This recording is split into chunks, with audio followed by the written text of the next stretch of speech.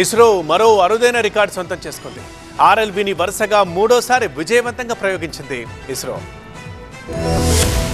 మరో అరుదైన ఘనత సాధించింది ఇస్రో. పుష్పక్ అనే రీయూజబుల్ లాంచ్ వెహికల్ ఆర్ఎల్విని వరుసగా మూడోసారి ల్యాండ్ చేసింది ఇస్రో. ఆకాశంలో 4.5 కిలోమీటర్ల ఎత్తు నుంచి దిగిన పుష్పక్ చినూక్ హెలికాప్టర్ నుంచి ల్యాండ్ అయింది. బెంగళూరుకు 220 కిలోమీటర్ల దూరంలోని చిత్రదుర్గ జిల్లాలోని చల్లకెరే దగ్గర ఏరోనాటికల్ టెస్ట్ రేంజ్ లో ఈ పరీక్ష జరిగింది.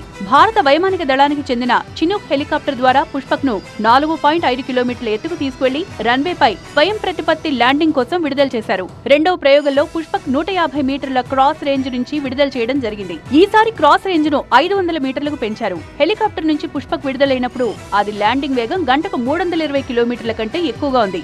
బ్రేక్ పారాచూట్ సాయంతో టచ్ డౌన్ కోసం దీని వేగాన్ని గంటకు 100 కిలోమీటర్లకు తగ్గించారు. ఆకాశంలో 4.5 కిలోమీటర్ల ఎత్తు నుంచి దిగడంతో పుష్పక్ విజయవంతానికి కృషి చేసిన శాస్త్రవేత్తలకు అభినందనలు తెలిపారు ఇస్రో చీఫ్ సోమనాథ్. పుష్పక్ ద్వారా ప్రతికూల వాతావరణ పరిస్థితుల్లో సైతం అంతరిక్ష నౌకలను పలుమార్లు వినియోగించుకునే సౌలభ్యం లభించిందన్నారు.